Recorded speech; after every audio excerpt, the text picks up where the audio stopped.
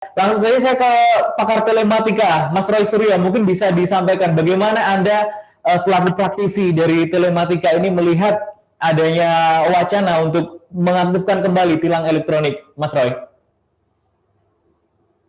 Ya, yang pertama saya sebenarnya sepakat ya dengan istilah bahwa ini bukan dihidupkan kembali, tapi memang baru akan dioperasikan.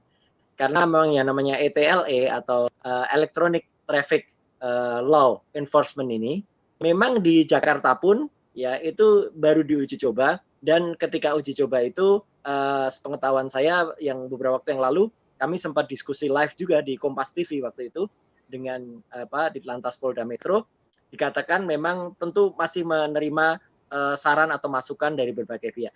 Nanti pasti Pak Maranda juga akan banyak cerita di luar negeri. Nah, saya waktu itu juga menyampaikan begini.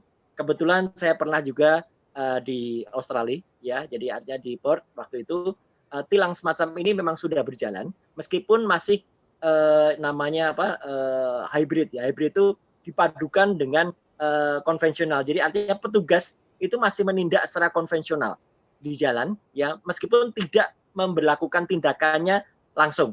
Jadi artinya petugas itu hanya yang melakukan sanksinya. Jadi artinya sanksinya tidak kemudian dibayar langsung.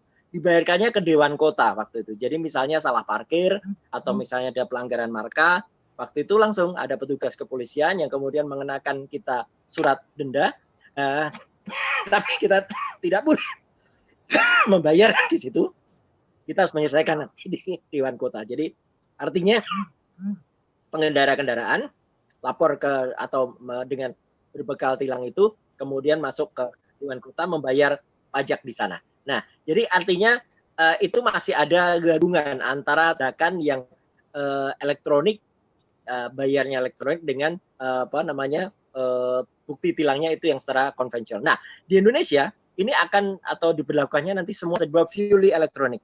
Jadi di Jakarta sudah ada 40 titik yang kemudian dipasang kamera-kamera yang bisa menangkap pengendara yang melakukan pelanggaran. Misalnya melanggar marka atau melanggar lampu merah atau tidak menggunakan helm dan lain sebagainya. Nah, dalam bulan-bulan ini memang terus dilakukan percobaan dan sudah banyak juga yang dilakukan penindakan juga, artinya orang yang menerima itu sesuai dengan bukti kepemilikan kendaraan. Nah, ini yang mungkin perlu kita bicarakan, Mas Gilang dan Mas Asep dan juga narasumber lain dan juga pengikut acara ini. Jadi artinya adalah ketika sistem administrasi kendaraan di Indonesia itu mungkin kalau saya katakan belum setertib seperti di luar negeri, ini akan jadi masalah.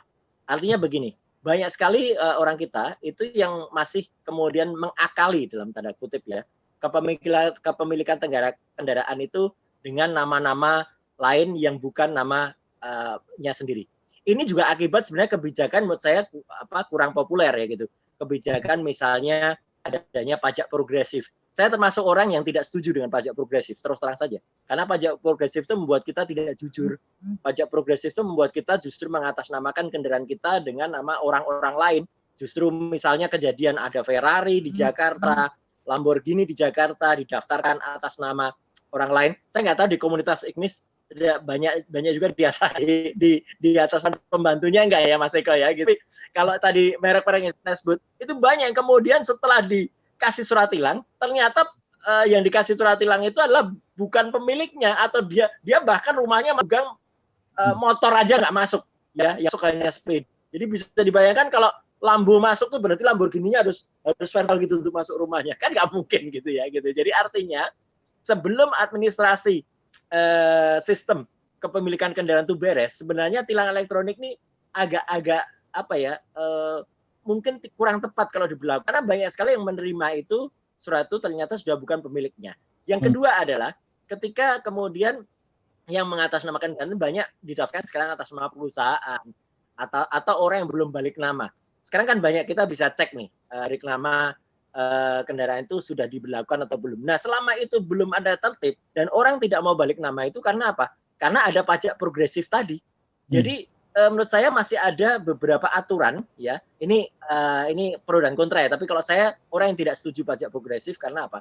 Karena itu membuat orang nggak jujur. lebih baik justru nggak usah ada pajak progresif, orang niat bayar pajak, justru orang itu mau rela kok bayar pajak kendaraan itu lebih dari satu, lebih dari dua, ya nggak apa-apa gitu, kok malah dikasih progresif. Ini kan aneh sebenarnya gitu loh. Dan tidak akan kena, karena toh pajak itu kan kena. Nah, tapi dari sisi sistem ya, untuk nanti silahkan dilanjut diskusi. Untuk dari sisi sistem, menurut saya sistemnya sih sudah oke dari sisi teknis ya sistem. Jadi bagaimana kamera itu memotret, kamera resolusi tinggi yang bisa memotret kendaraan, bahkan sekarang nopol kendaraan di Jakarta juga sudah mulai diubah sedemikian rupa, tidak lagi tampak hitam putih kalau malam. Jadi kalau malam meskipun dasarnya hitam, tapi kalau difoto dengan flash, dia akan mantul warna putih sehingga nopolnya akan kelihatan gitu. Solo, Jogja saya kira belum mulai itu, tapi kalau di Jakarta itu sudah mulai ya. Jadi nopol sekarang itu kalau dipotret itu muncul, jadi kalau malam tetap akan kelihatan kalau ditilang itu. Dari sisi teknis oke, saya juga sempat mengkritisi waktu itu agak terlalu mahal lah gitu peralatannya, tapi ya demi kebaikan sih nggak apa-apa. Tapi dari sisi administrasi itu yang mungkin perlu ditertibkan agar tidak salah korban. Jadi artinya nanti siapa tahu kendaraan itu memang sudah digunakan oleh orang lain, yang kena masih pemilik yang lama, meskipun ada mekanisme. Kan kita tahu ETL itu kan ada mekanisme. 3 hari setelah kejadian baru dikirimkan, kemudian 5 hari setelah kejadian orang itu menjawab ya atau tidak, 7 hari setelahnya dia dikasih waktu untuk bayar di BRI. Nah, kalau dia tidak bayar, baru kemudian blokir STNK-nya. Tapi kalau kemudian itu pun dilakukan oleh orang yang bukan pemilik kendaraan, ya kan nggak tahu juga yang dikenakan tilang orang lain, sementara yang pakai sudah orang lain. Jadi itu dulu sebagai pembuka, Mas Asep dan Mas Gilang, ya mungkin administrasi dulu mungkin kita bisa dengar juga nanti pengalaman dari Mas Bran, karena kalau pengalaman saya di Australia itu kira-kira memang sudah sekitar 15-20 tahun yang lalu ya. Jadi saya kira mereka sudah lebih maju sekarang daripada pengalaman saya dulu masih bayar tilang itu parkir di Dewan Kota. Itu Mas, monggo. Ya, artinya mendukung akan sistem ini, akan tetapi langkah lebih bagusnya kalau sistem administrasinya diperbaiki dulu ya Mas Roy ya. Terima kasih sudah nonton. Jangan lupa like, subscribe, dan share ya.